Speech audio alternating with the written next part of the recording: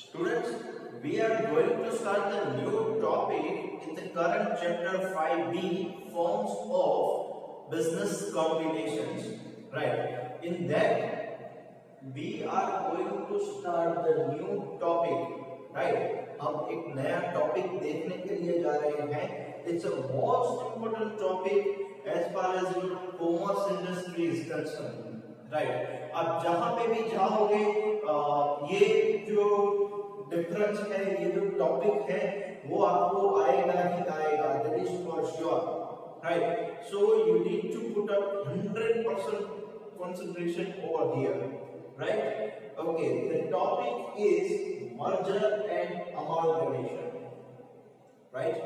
Merger and amalgamation. Right. Okay. तो यहाँ पे एक्चुअली टॉपिक में सिर्फ दो नाम दिए हैं, merger and amalgamation. Third one is also there, acquisition. Generally ये तीन टर्म एक साथ ही यूज होते हैं, like merger, acquisition and amalgamation. Right. तो जनरली ये तीन टर्म एक साथ यूज होते हैं. ये क्या है, ये अब अभी हम देखेंगे. Right. What is merger, what is acquisition and what is amalgamation. Right. Okay. इन तीनों के बीच में डिफरेंस भी है. आपके बुक में जो डिफरेंस दिया गया है at the end of the chapter, वो चैप्टर में ये दोनों का डिफरेंस दिया गया है, मर्जर एंड अमालगमेशन. राइट. अगर आपको चाहिए तो मैं आपको मर्जर, एक्विजिशन, अमालगमेशन तीनों का डिफरेंस बना के दूंगा. Right. But depends on your interest. Right. Okay. तो अब हम यहाँ पे समझते हैं सबसे पहले तीनों का मीनिंग. राइट. तीनों का पहले हम मीनिंग समझेंगे, फिर हम आगे देखेंगे टाइप्स ऑफ मर्जर्स, कि डिफरेंट टाइप्स ऑफ मर्जर्स क्या क्या है. राइट. ओके. तो first one we will understand the meaning of merger. यहाँ पे तीनों का मीनिंग है, ये टाइटल को इग्नोर कर देना थोड़ी देर के लिए. राइट. ये तीनों का मीनिंग मैंने कुछ आपके बुक में से लिया है, कुछ मैंने अपने रेफरेंस के लिए लिया है. राइट. रेफरेंस से लिया है. तो ये मैं भी ये पूछ सकता है कि आपको ये सेम टू सेम मीनिंग आपके बुक में ना भी मिले. Right. Okay. So first one is merger refers to a situation. Merger क्या एक सिचुएशन को रिफर करती है वेयर टू और मोर कंपनीज, दो या उससे ज्यादा companies combined into one company, वो सब जुड़ के एक कंपनी में परिवर्तित हो जाते हैं, एक कंपनी में आ जाते हैं. राइट. तो ये मर्जर का मीनिंग था. क्या था? when two or more companies combine together, right, into a one company. Right. ये स्टूडेंट सिर्फ मीनिंग है. राइट. अंदर बहुत कुछ है, अंदर बहुत कुछ है. राइट. ये सिर्फ मीनिंग ही है कि क्या मर्जर का मीनिंग है. मर्जर जनरली आप लोगों को पता ही होता है, दो कंपनीज एक दूसरे के साथ जुड़ जाती हैं. राइट. और एक नई कंपनी में परिवर्तित हो जाती है. That is called the merger. Right. Okay. चलो अब हम दूसरा समझते हैं, एक्विजिशन. एक्विजिशन क्या होता है? Acquisition is when one company purchases most or all of another company's shares. Acquisition क्या है? एक कंपनी दूसरी कंपनी के मोस्टली शेयर यानी कि 50% जितने शेयर या जो सारे शेयर उससे ले लेती है to gain control of that company, वो कंपनी का कंट्रोल लेने के लिए. Right. That is called acquisition. Right. And third one, amalgamation is a combination of two or more companies into a new entity. Okay, that's nice. कि amalgamation क्या है? दो या दो से ज्यादा कंपनीज, राइट, वो क्या होती है? कंबाइन होती है और एक नई कंपनी को ही जन्म देती है. राइट. मर्जर में क्या है? अभी तक ये नहीं है. मर्जर में क्या हुआ है? Merger refers to a situation where two or more companies one company, दो या उससे ज्यादा कंपनीज कंबाइन होती है एक कंपनी में, not that one company and here new company, यहाँ पे वन कंपनी है, यहाँ पे न्यू कंपनी है. So you can clearly identify the difference between merger and amalgamation, that in merger there will be a name of a particular company. वो जो तीन, दो या उससे ज्यादा कंपनी एक साथ जुड़ी हुई है उनमें से किसी एक का नाम रहेगा. यहाँ पे अमालगमेशन में दो या उससे ज्यादा जुड़ते हैं पर नई कंपनी ही फॉर्म करते हैं, right? That is amalgamation. merger, acquisition, amalgamation. You can ignore. ये acquisition है वो थोड़ी देर के लिए आप इग्नोर कर सकते हैं. आपके बुक में मीनिंग दिया हुआ है, राइट? इन बिटवीन दिया हुआ है, लेकिन टाइटल में कहीं पे भी आपको acquisition दिखेगा नहीं, right? But the main meaning acquisition जो है वो टोटली डिफरेंट है मर्जर और अमालगमेशन से. उसमें क्या होता है, एक कंपनी दूसरी कंपनी के सारे शेयर्स या तो मेजॉरिटी ऑफ शेयर्स कैप्चर कर लेती है उसको कंट्रोल करने के लिए, right? Okay, so students, this is the difference between merger, acquisition and amalgamation. The difference in the sense of meaning only, right? और भी डिफरेंसेस है, तो ये सबके मीनिंग है. खास आपको याद यही रखना है, मर्जर में दो कंपनी जुड़ के एक कंपनी में परिवर्तित हो जाती है, राइट? और यहाँ पे अमालगमेशन में दो कंपनी जुड़ के न्यू कंपनी क्रिएट हो जाती है, right? Okay. A merger is the combining of two companies, usually by mutual agreement. Mergers are not the same as acquisitions. In an acquisition, one company buys and subsumes another company, leaving only the buyer in place. In most mergers, both companies merge to form an entirely new company. Mergers happen for a number of reasons and in a number of ways. There are horizontal mergers and vertical mergers. The direction of the merger has a lot to do with the reason behind it. A horizontal merger usually takes place between two equal competitors and serves to reduce costs and maximize synergy between the two companies. Romeo Corp makes industrial ladders. Juliet Incorporated is Romeo's closest competitor. Each company has a factory and a large administrative staff to help run the business. Romeo's factory is very old but sits on valuable land. Romeo and Juliet decide to merge. The new company, RJ Incorporated, can sell the old Romeo factory for a profit, manufacture all of the ladders in the Juliet factory, and substantially reduce administrative costs by only using one of the two administrative staffs. In a vertical merger, a company merges with a supplier or a customer. For instance, a food processing company might merge with an industrial farming company to ensure it has a constant supply of hard-to-find food. Or that same food processing company might merge with a grocery store chain so it can market its products directly to consumers. In corporate terms, an acquisition is the purchase of a company or the division of a company. Some acquisitions are paid in cash, while others are paid with a combination of cash and the acquiring company's stock. Some are even financed with debt, which is called a leveraged buyout.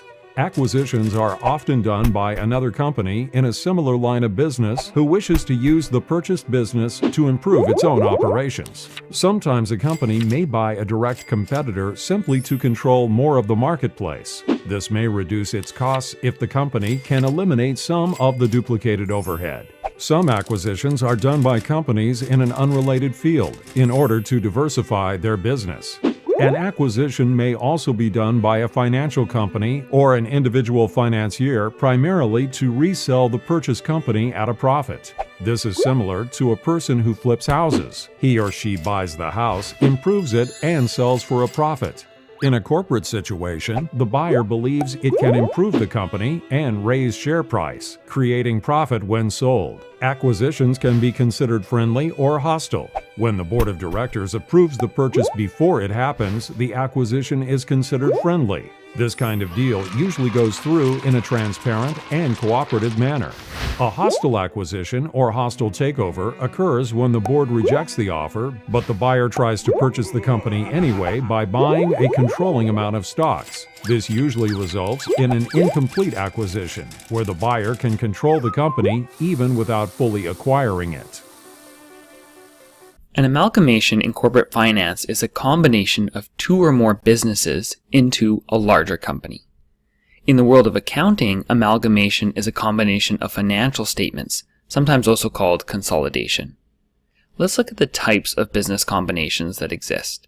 There are three different kinds. The first is an acquisition.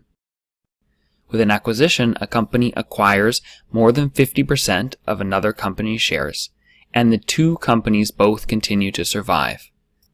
With a merger, the buyer acquires another business, and the two combine into one with only one surviving company. And finally, with an amalgamation, the two businesses combine, but there are no survivors, and a new company is created under which the combined businesses operate. Now let's discuss why you would perform an amalgamation.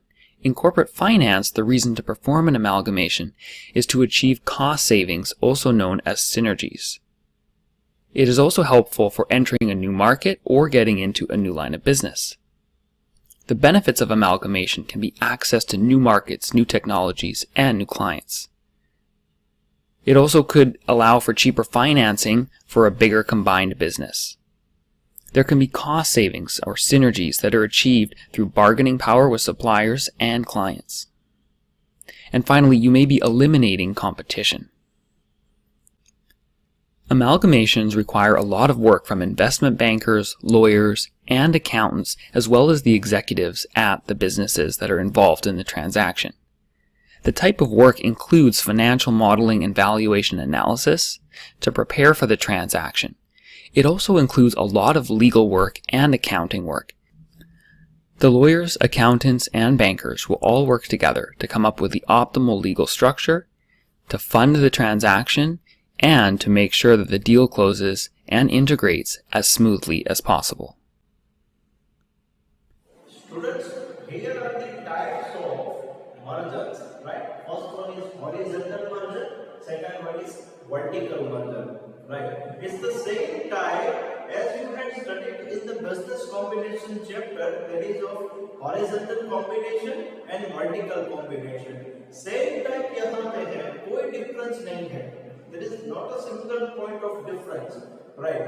But यहाँ पे सबसे पहले हमें समझना ये जरूरी है that why merger is important, right? तो हमने देखा था कि अगर दो कंपनीज एक साथ जुड़ जाती है तो उसकी कॉस्ट बहुत सारी सेव हो सकती है, राइट? वो कॉस्ट बेनिफिट ले सकते हैं. That is why merger is very important, right? Cost save होती है, प्लस जो ड्यूअल एफर्ट्स लगते हैं, राइट? और प्लस जो मैनेजरियल स्टाफ की जो कमी है, राइट? स्टाफ की जो कमी है उसको भी फुलफिल कर सकते हैं, राइट? तो दोनों मिलके अपना प्रोडक्शन हाउस अच्छे से चला सकते हैं, मार्केटिंग अच्छे से कर सकते हैं, राइट? और साथ में प्रोडक्शन एफिशिएंसी भी ला सकते हैं. तो because of this benefits companies जो है वो एक दूसरे के साथ मर्ज हो जाती है, तो उसको दोनों एफिशिएंसीज का फायदा मिले, राइट? ओके, तो यहाँ पे वैसे ही दो टाइप है, जैसे हमने बिजनेस कॉम्बिनेशंस में देखा था, horizontal merger and vertical merger, right? And आपको मीनिंग भी पता होना चाहिए. अगर नहीं पता है तो एक बार और सुन लीजिए. हॉरिजॉन्टल वर्टिकल में गलती मत कर देना, राइट? वर्टिकल और हॉरिजॉन्टल में बिल्कुल भी गलती मत कर देना. Horizontal it means it is a slant line, vertical means it is a pillar, right? So don't make any kind of mistake in vertical and horizontal, right? Okay.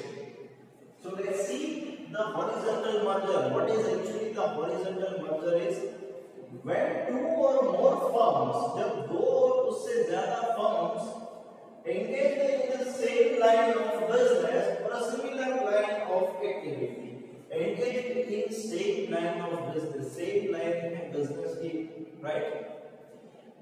Join hands together joint hands, हाथ मिला लेते हैं एक दूसरे के साथ, to operate collectively, right, collectively operate करने के लिए, एक साथ ऑपरेट करने के लिए, एक साथ काम करने के लिए, राइट। जैसे कि यहाँ पे आपने एग्जांपल देखा, state bank of India and state bank of Saurashtra, right, दोनों ने क्या कर लिया, मर्जर कर लिया। दोनों क्या है, सेम लाइन ऑफ बिजनेस में, दोनों बैंक्स हैं, बिल्कुल दोनों बैंक्स हैं, राइट। तो उसने क्या किया, सेम लाइन ऑफ बिजनेस को मर्ज कर दिया और कलेक्टिवली अब वो ऑपरेट कर रहे हैं, राइट। लेकिन नाम किसका रहेगा, state bank of India, right. ये आपको डिफरेंस में आएगा, right. Okay, the second one is vertical merger, right, vertical merger,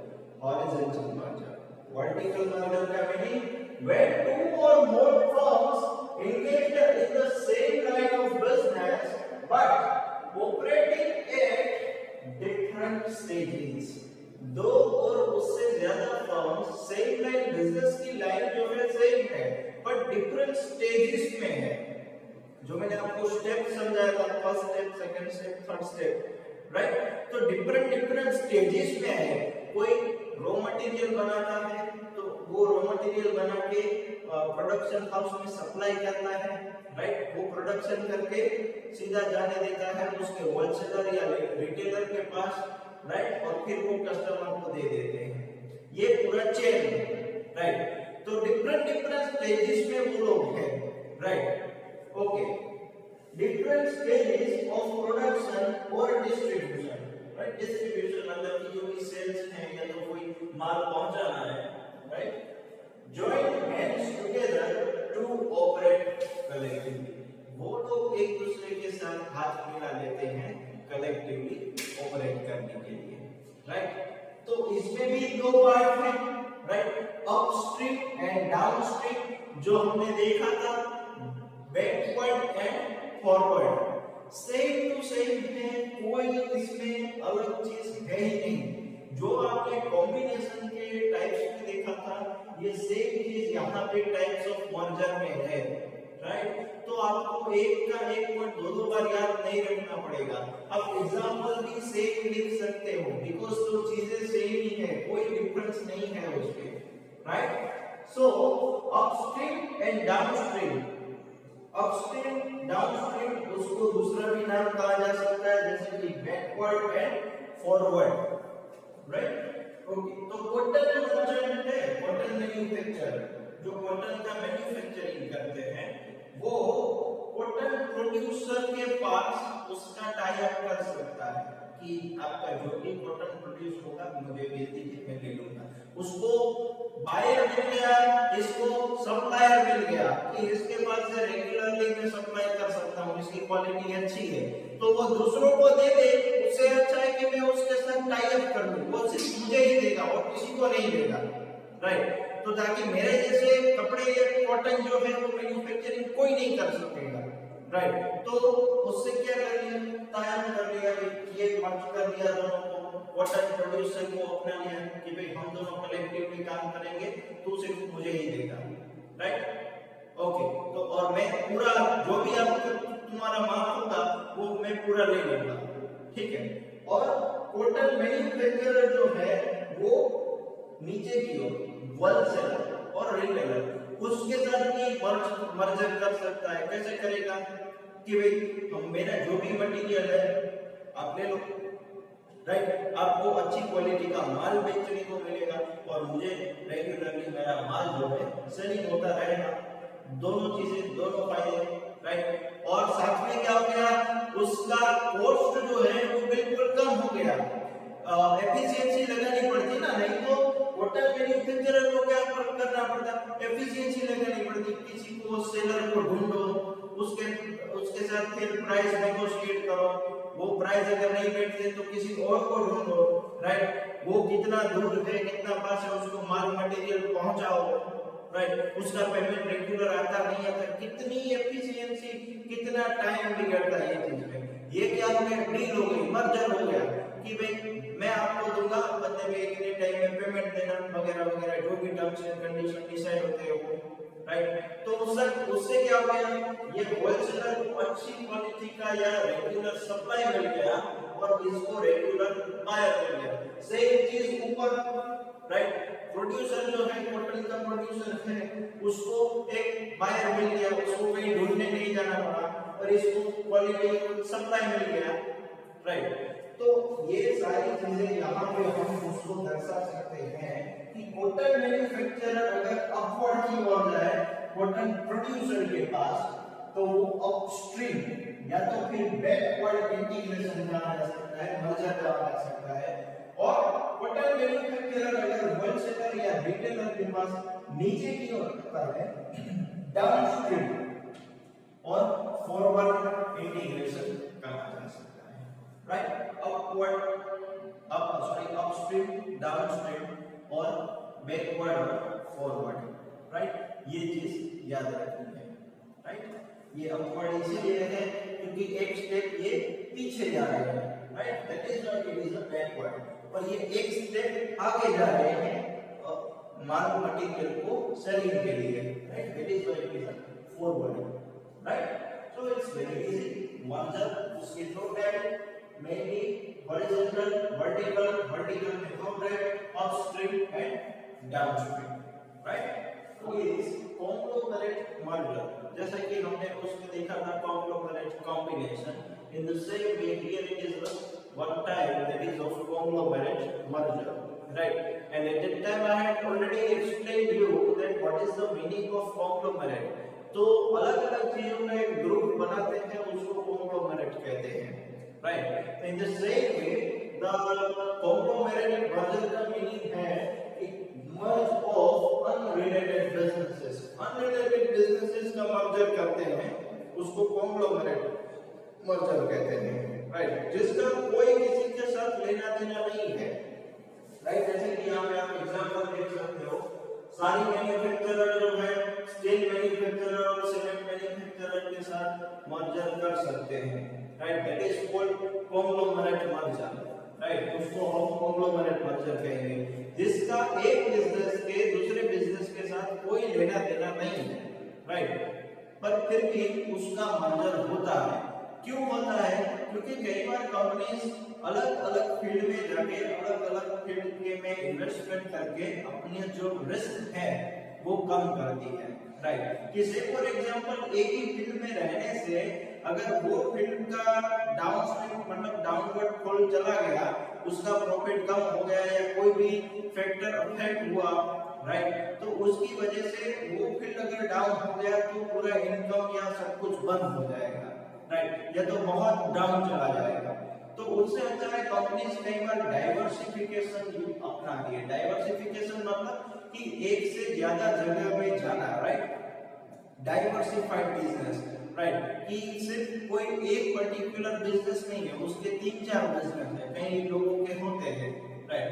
तो ये 3-4 डाइवर्सिफाइड बिजनेस होने की वजह से कंपनीज को फायदा मिलता है रिस्क फैक्टर में, कि उसका रिस्क जो है कई बार वो कम हो जाता है, कि अगर एक बिजनेस लॉस में चल रहा है तो सामने दूसरे 2-3 जो बिजनेस है वो कंटिन्यूअस प्रॉफिट मेकिंग है, तो उसका वो लॉस सेट ऑफ हो जाएगा, राइट। तो इस वजह से कंपनीज जो है कई बार ये कॉन्ग्लोमरेट मर्जर्स भी करते हैं ये चीज करने के लिए, राइट।